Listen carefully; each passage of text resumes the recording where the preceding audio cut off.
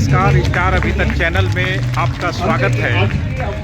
अभी हम जंतर मंतर पर खड़ा है और पत्रकार सुरक्षा कानून सहित अन्य मांगों को लेकर पत्रकार धरने पर यहाँ जंतर मंतर दिल्ली में बैठे हैं। उसकी मैं आपको जानकारी दे रहा हूँ।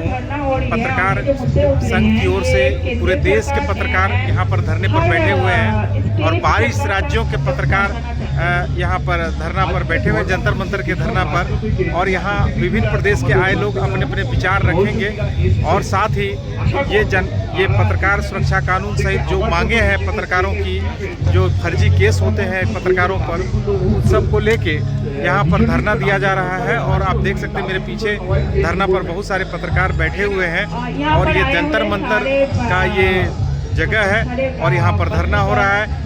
और मैं और पत्रकारों से भी बात करूंगा और धरने के बारे में आपको पूरी जानकारी दूंगा। धन्यवाद। बुनियादी शब्दों में कहना चाहती हूँ, पत्रकार वो है जो खुद बीमार हो जाए, अपनी कलम की ताकत बीमार नहीं होने देता।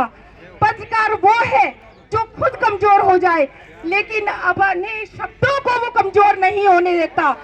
पत्रकार वो है जो विषम परिस्थितियों को भी सम परिस्थिति बनाने की सामर्थ्य रखता है। और आज यहाँ पत्रकार अपने लिए नहीं, एकजुट होकर अपने सभी पत्रकार भाइयों के लिए इकट्ठे हुए हैं।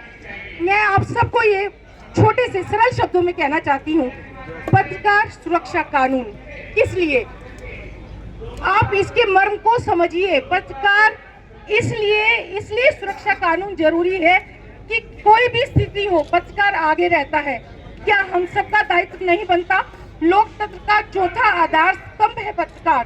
क्या सबका दायित्व नहीं बनता हम सुरक्षित रहें, हमारे बच्चे सुरक्षित रहें? और आज जो ये कदम उठाया गया है बहुत सराहनीय है। एक और मैं विशेष मुद्दे पर ध्यान देना चाहूंगी कि पत्रकारों के खिलाफ आपराधिक मुकदमे दर्ज किए जाते हैं, उसके खिलाफ जो शुरुआत हुई सबसे पहले जर्मनी में 1605 में रिलेशन नामक साप्ताहिक पत्रिका शुरू हुआ। भारतवर्ष में बंगाल गजट 1780 में चालू हुआ और आजादी के बाद दौरान आप और हमारे जैसे हमारे पूर्वज जो पत्रकार थे, जो सामाजिक कार्यकर्ता थे, अंग्रेजों के खिलाफ लड़े और आजादी दिलवाए। जो आंदोलन कर रहे थे, अगर उनको हमारे ये पूर्वज पत्रकार साथ नहीं दिए होते तो इतनी जल्दी आजादी नहीं मिल पाता। तो भारत को आजाद कराने में ये पत्रकार संघ का भी योगदान रहा है, उनको भुलाया नहीं जा सकता है। जो संविधान के अनुच्छेद आर्टिकल 19(1)(a), आर्टिकल 19(1)(b) ये बड़ा ही महत्वपूर्ण है। Freedom of expression and assemble to particular place. इसको जो है, जो भी सरकारें रही, समय समय पर इसको दबाने का प्रयास किया। और सबसे पहले जो 24 जून 1975 का इमरजेंसी का समय था, उसमें जो मैंने स्टडी किया, 327 पत्रकार को मीसा में बंद कर दिया गया था। जेल में रहे कुछ दिन अलग चले, इनको मीसा में बंद कर दिया गया था। और 24 जून की रात में 1975 में जो पेपर थे उनके लाइट काट दिए गए थे, उनके कनेक्शन काट दिए थे, बिजली पानी काट दिए गए ताकि वो ना छप पाए। लेकिन उसी में से एक पंजाब केसरी था जिसके बारे में सुना था कि वो ट्रैक्टर चलवा करके लाइट जनरेट करके वो छपवाए थे। तो ऐसे लोग भी थे उसमें।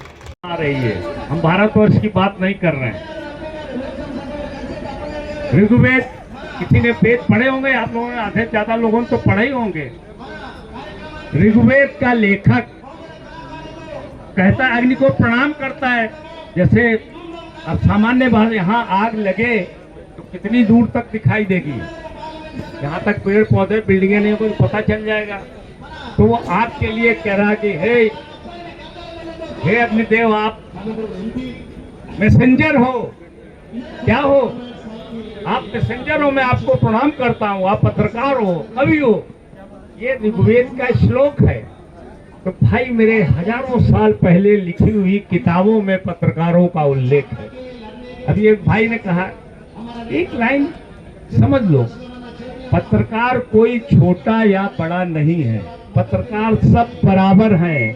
संस्थान छोटे बड़े हो सकते हैं, कोई टाइम्स ऑफ इंडिया भाई बड़ा संस्थान हो जाएगा, कोई बिरसा वाणी है छोटा संस्थान होगा, लेकिन भाई जर्नलिस्ट सब बराबर है पूरे देश, चाहे वो तमिलनाडु हो, कर्नाटक हो, आंध्रा हो, उत्तर प्रदेश हो, बिहार हो, झारखंड, राज्य कोई भी राज्य हो और पूरा संसार। जर्नलिस्ट की एक ही जाति है और गोस्वामी तुलसीदास जी ने लिखा है कि सबसे कठिन जाति अपमाना। तो अगर कोई पत्रकार अपनी जाति के अपमान, अपनी एकता के लिए खड़ा नहीं होता तो उससे बड़ी विश्वासघात की बात उसके चरित्र में कुछ हो ही नहीं सकती। तो हमारे यहाँ करोड़ों साल से चला आ रहा। दूसरी बात जो शहनवाज भाई ने कही थी, अब हम सब दिल्ली में हैं, दिल्ली के भी लोग होंगे। भाई एक खबर आप बताओ, अच्छा पिछले 10 साल से जब से मोदी जी की सरकार है, 10-11 साल हो गए, आप किसी अखबार की एक खबर बता दो, एक खबर, सारे जर्नलिस्ट हो, जिस एक खबर में देश में भूचाल ला दिया, कोई एक खबर का टाइटल बता दो आप।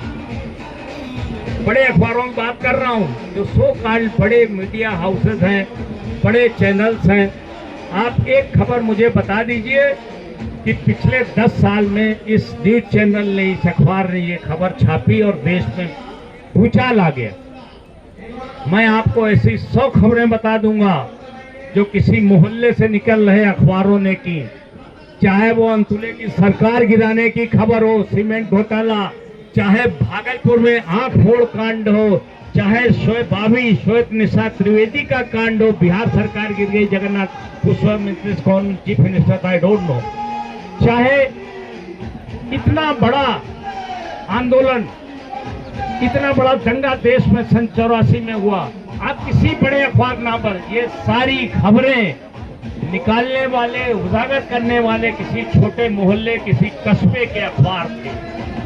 वो बात दीगर है कि बाद में अरुण शौरी पहुंचते हैं वहाँ, टाइम्स ऑफ इंडिया पहुंचता है वहाँ, तब उनका ये जरूर है कि वो जब दिल्ली लौट के आते हैं तब नेताओं की नींद खुलती है, लेकिन खबर जनरेट करने का काम हमारे गांव कस्बों के छोटे पत्रकारों ने किया। एक भी खबर आप बता दो, जितने बड़े कांड, बोफोर्स कांड इतना प्रचलित हुआ, तो आप लोगों के समय हुआ होगा, राजीव गांधी के समय, कोई बता दो क्या बोफोर्स कांड की खबर इंडियन एक्सप्रेस ने एक्सपोज की थी? झूठ है।